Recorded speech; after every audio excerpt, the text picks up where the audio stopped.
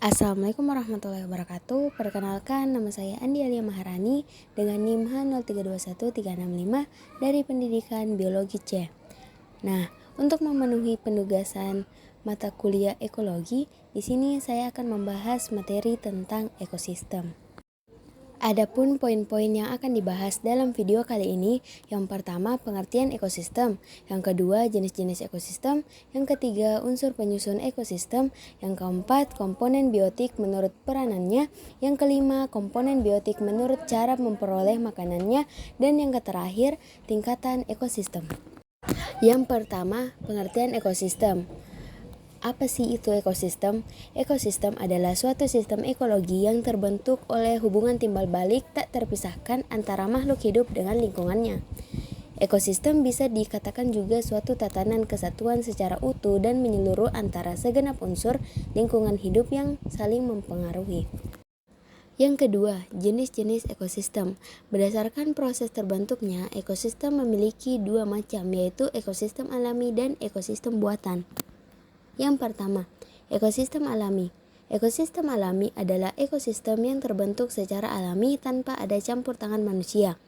Ekosistem alami terbagi lagi menjadi dua jenis, yaitu ekosistem darat dan perairan. Contoh ekosistem darat yakni hutan, sedangkan untuk ekosistem perairan antara lain rawa, danau, dan laut. Untuk jenis ekosistem yang kedua yaitu ekosistem buatan. Ekosistem buatan adalah ekosistem yang sengaja dibuat oleh manusia. Contoh ekosistem buatan antara lain waduk, kolam, akuarium, sawah, kebun, dan lain sebagainya. Ekosistem buatan adalah solusi inovatif yang membantu kita mengatasi tantangan lingkungan yang kompleks. Meskipun ekosistem buatan menawarkan banyak manfaat, mereka juga harus dirancang dengan hati-hati. Keseimbangan antara komponen buatan dan alami harus dipertimbangkan agar ekosistem buatan tidak menggantikan ekosistem asli atau menyebabkan masalah yang baru. Yang ketiga, unsur penyusun ekosistem.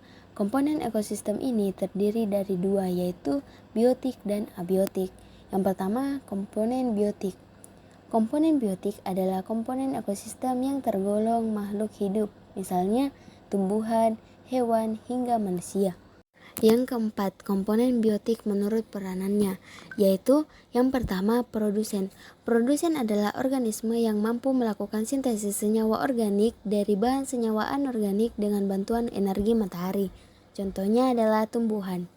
Yang kedua, konsumen.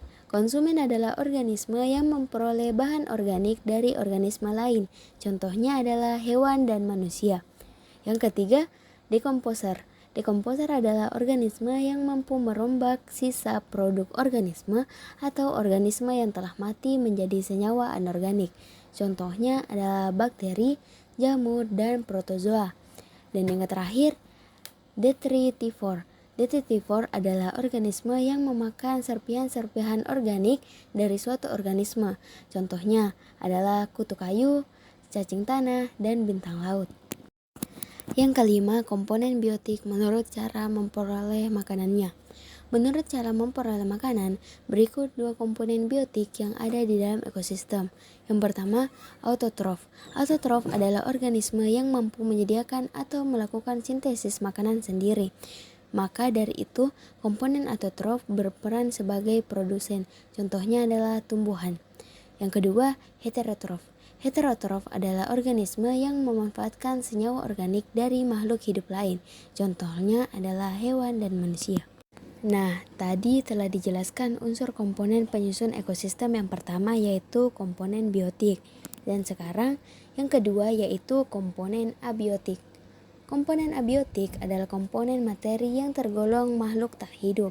Misalnya, cahaya matahari, air, udara, tanah, kelembaban, hingga iklim.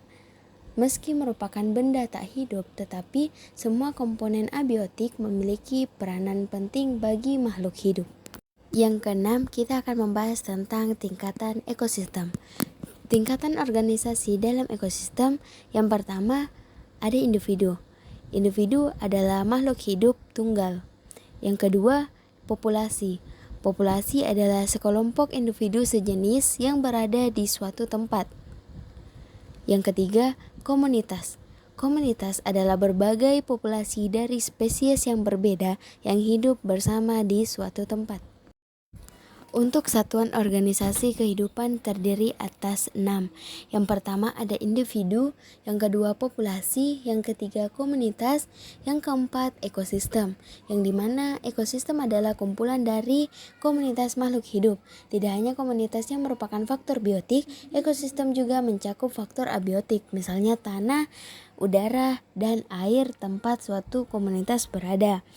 Yang kelima, bioma.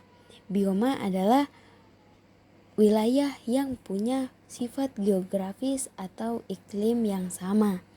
Dan yang terakhir, biosfer. Biosfer adalah lapisan tipis penyokong kehidupan di permukaan bumi yang terbentang dari beberapa kilometer ke atmosfer hingga ventilasi laut dalam. Biosfer mencakup semua jenis ekosistem yang ada di dalam permukaan bumi. Sederhananya, semua faktor biotik dan abiotik di permukaan bumi adalah biosfer. Itulah tadi pemaparan tentang ekosistem dari saya. Saya sendiri mengucapkan terima kasih dan sampai jumpa di tugas berikutnya. Bye-bye.